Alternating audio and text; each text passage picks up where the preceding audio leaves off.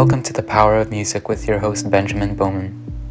This series focuses on powerful and charismatic women who, with showcasing their talents, have made a lasting impact on our world. They have fought for justice in their lives. They have inspired those around them through using a highly deep and expressive medium, which is music. When we need it, music may provide us with energy and motivation. When we're worried, it can soothe us. When we're weary, it can encourage us. And when we're feeling deflated, it can re-inspire us. I hope you enjoy the pilot episode featuring a great woman, Victoria Sethunya, who fights to get back her deported son today and copes with the immense pain through opera singing. There were some technical difficulties, therefore I won't be narrating the episode. Thank you for listening, and remember, silence is golden, but music is diamond.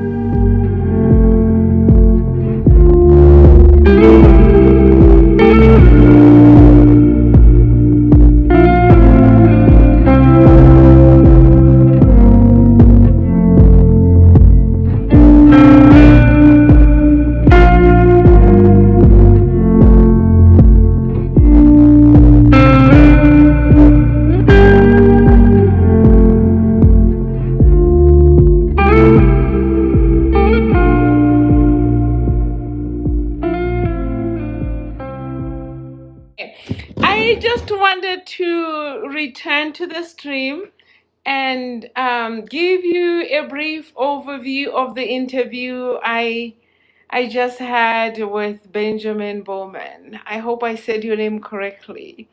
So essentially, the main issue is the separation from my son. But before we talked about how the separation happened, I shared some stories from back in my country, the Kingdom of Lesotho, where I grew up. How was it like growing up in my village? So, as a little girl and not so little girl, I had two choices: to live with my parents in the city or out in the village with my grandmother. So in the village, with my grandmother, we used to work in the fields. We raised crops. We would go hoeing together. Um, and my grandmother used to like to sing a lot. And if you see me singing in some of my videos, then you see where I got some of my talents. So if I was not in the village with my grandmother, I would spend time in the city. And a lot of things happened in the city where I grew up. There was the anti-apartheid movement, the protests. People were out singing in the streets, down with apartheid. And as I was saying in the interview with Ben, going out on a protest when I was growing up, it was like going to McDonald's. Nobody needed to tell you to go out to protest. You felt it within you that it was something that you had to do. We also talked about how gay people were treated in my village. How were gay people treated in this village where I grew up? Hello. In the village where I grew up, gay people were kind of considered oracles. And what do I mean by this? We thought there was something that they knew that we didn't know about. We considered them wise.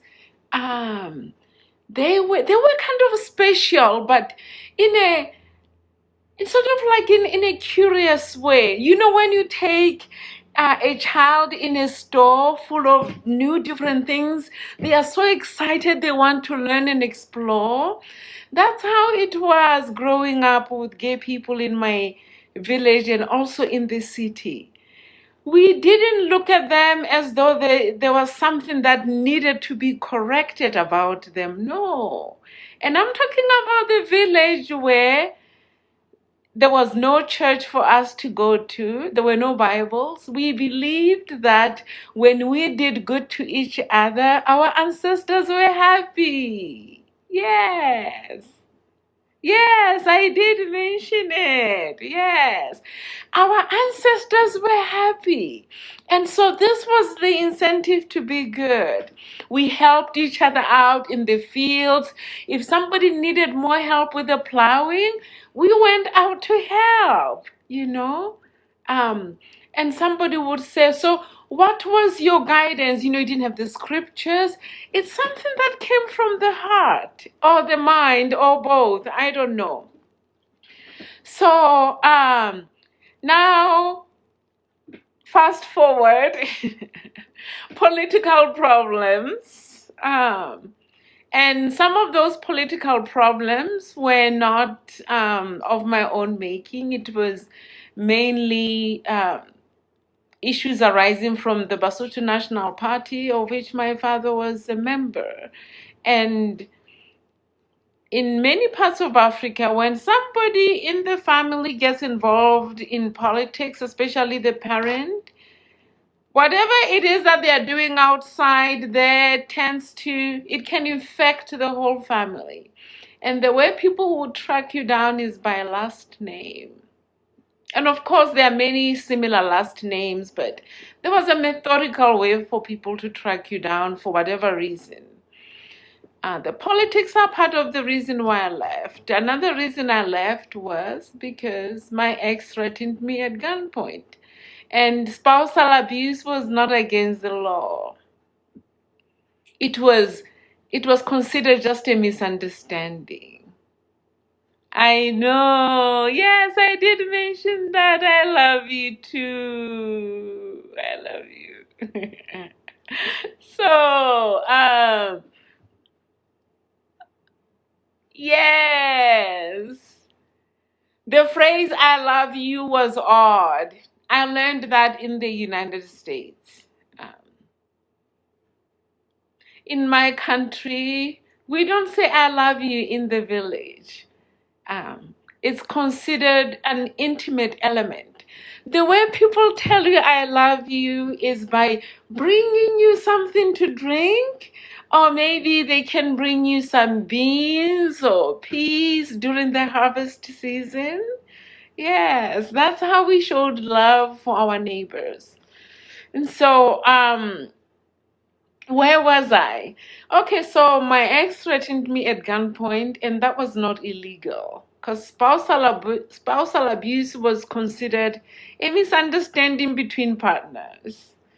Um, and not only did my ex threaten me at gunpoint, I had.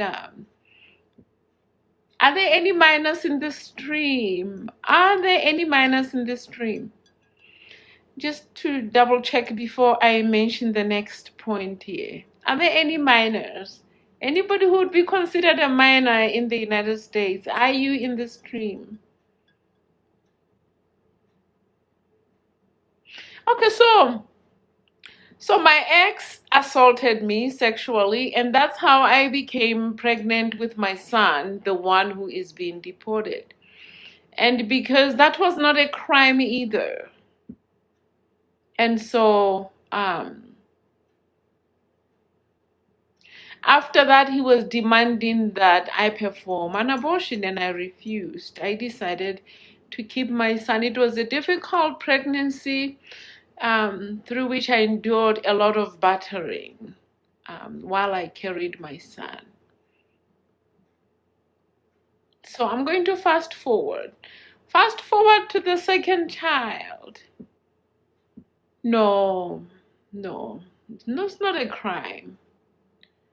Fast forward to the second child. When I was pregnant with our second child was when I discovered that my ex was having late nights with a priest who had married us, the Catholic priest, Rasilwani, who had married us. And, when you feel like you have to go somewhere intuitively, you said, why don't I go to the gas station? That's what happened to me It was around 2 a.m. I drove to my ex's school, and when I got there, at the entrance, the secretary's home was right at the entrance. Outside, my ex-husband and the Catholic priest were doing a barbecue. You know, they were roasting meat and vegetables. And it was the two couples. The priest had a woman, and my ex was with another woman. At the time, we were still married. And it was the Catholic priest who had performed our marriage ceremony. That is how I left the Catholic Church. Fast forward to the time I ran into the Mormon missionaries. Mormons are sometimes referred to as the LDS. At the time, I was very fragile. I know, right? I was very fragile, really looking for God, looking for something to hold on to. And when I met the Mormon missionaries, I was so happy. I had never heard of anybody who had seen God. And so the missionaries said, they were from the Church of Jesus Christ of Latter-day Saints. And in their church, they believed in the prophets, and through the prophet, they could know what was going on. And I thought, wow, this is amazing. I thought this is so consistent with the God I would like to believe in. God still talks to his people. He hasn't abandoned us. Because that's what the Mormons believed in when I first joined the church. I believe that is still the case. So I joined the Mormon church in Africa. And I also helped recruit some people to the church. So it was very nice. People still continued to help each other. It had a focus on humanity.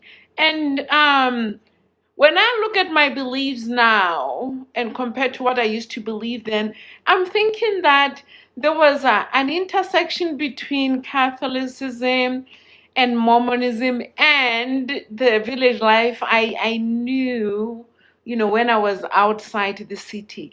Something about humanity that seemed to be at the intersection of these Christian organizations. And I guess this is kind of why I was excited about joining the Mormon church. It had something familiar about wanting to do good.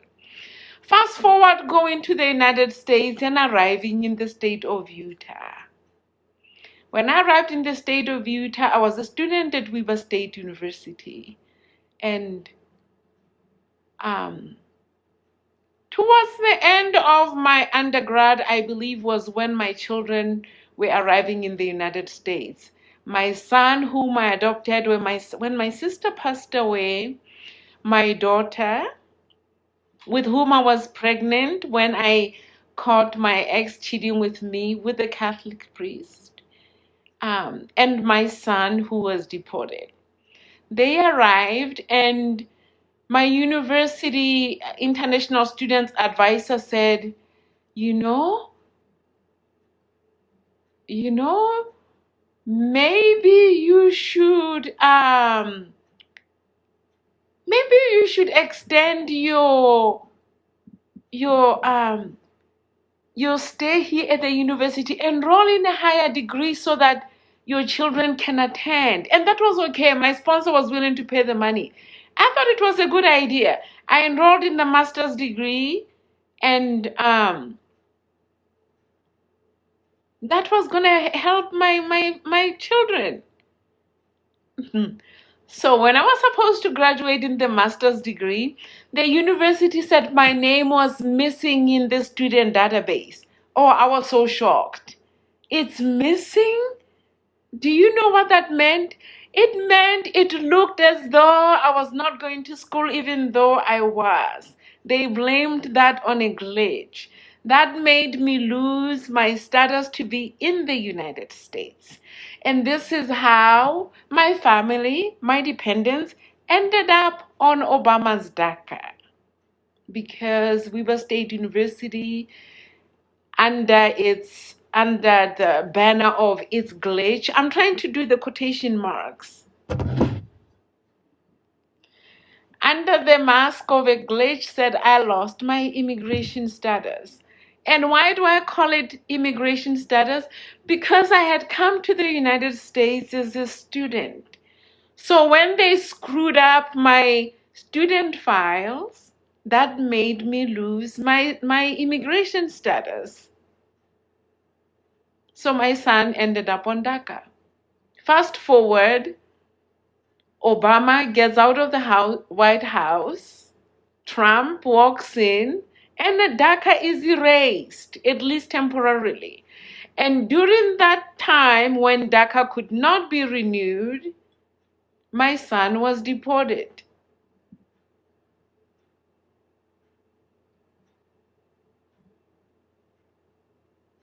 And people ask me, so why do you link this to the state of Utah? Because the way I lost my immigration status was through Weber State University, which is a state institution. The state of Utah is run by the Mormons, who are the white majority there in government. And people ask me, how do you feel about God right now? Very confused. I don't believe that anybody who believes in God, can do such hateful acts to destroy families. I grew up in a village where we had a proverb that said, a mother grabs a knife by the blade. That means a knife is gonna cut your arm before it cuts a child. That's the literal translation of that proverb, that we are going to do anything to protect children. And I had to cross the borders. I had to cross the seas to see that there are places in the world where families are not a priority. And that place happens to be one of the most religious states, at least by my standards. It happens to be one of the most religious places in the United States, where you can rip off a mother from a child and not see a contradiction between doing that and claiming to be a Mormon or a Christian. That is a contradiction. Also, when I compare that way of living with back home, how, I thought women were treated as property. I know, right? Yes, I don't think they should be able to claim religion and continue in these weird activities. In my country, women were considered property. What I mean by that is, through dowry, a man could buy you and pay a certain amount of money. I didn't go through that type of a system. I just went around it. I turned down the dowry principle or policy because I didn't want to be treated like property.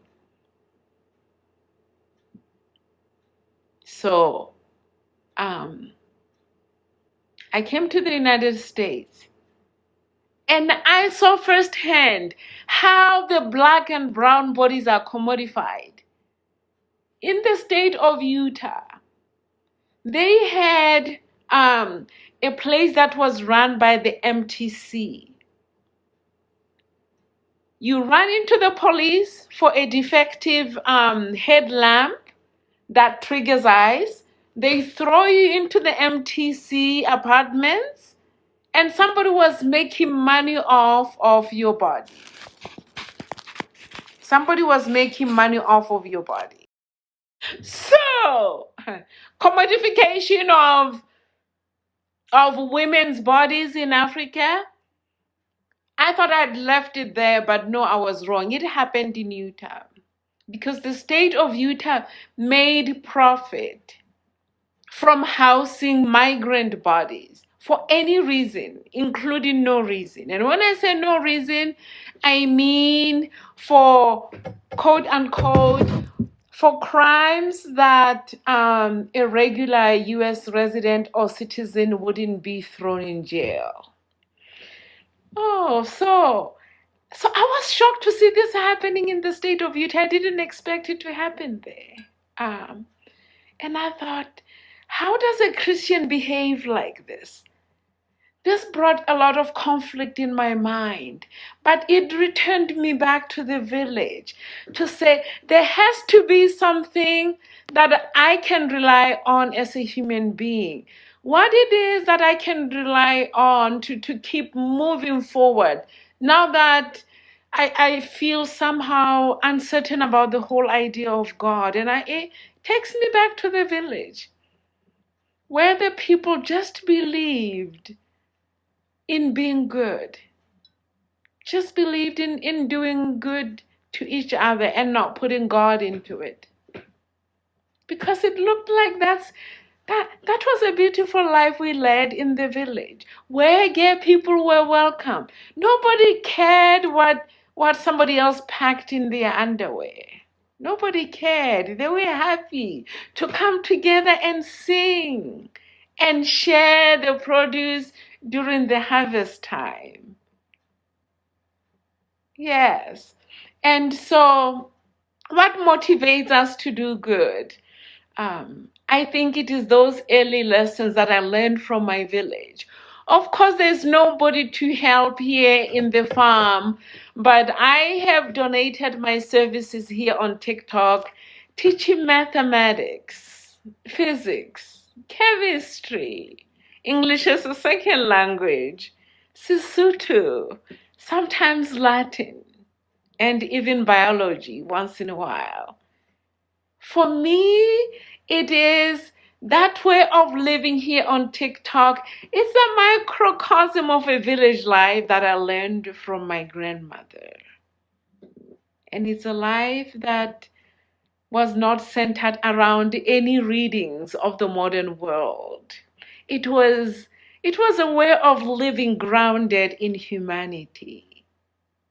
Just feeling like being good was the way to live, and there was no reason for us to to do good other than we felt like our ancestors were happy when we lived like this. Well, that is the reason, I guess. I take that back. There was a reason. Our ancestors were very happy. You're so welcome. You're so welcome. And I think this concludes the end of the feedback I wanted to give you about the interview I just had with Benjamin Bowman. Benjamin or Ben is from Hungary. I hope I said the name correctly. And I'm hoping that more of you will continue to sign the petition. Yes, it is a cast in Salt Lake City. Oh, thank you. Um, I'm hoping that more of you will continue to sign the petition for me to be reunited with my son. Yesterday we hit the 1,000 signature mark. People ask me what was the most painful moment in that whole thing for the separation. It was it was being separated from my son without the opportunity to say goodbye. That was the most painful. There's a time we don't get to say goodbye to our loved ones, and the one that comes out prominently for me is when people die. When people die, um, we don't get to say goodbye, and it looks like sometimes it seems like it's natural. But for not being able to say goodbye to my son when that was how that is how things were before he left. We always, kept in touch. And to have somebody just tear us up like that without just that moment of saying goodbye, that was very painful.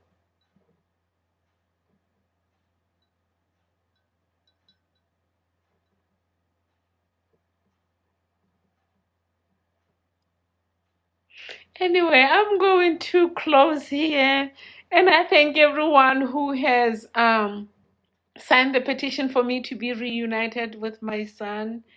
I thank you all so very much, and I am going to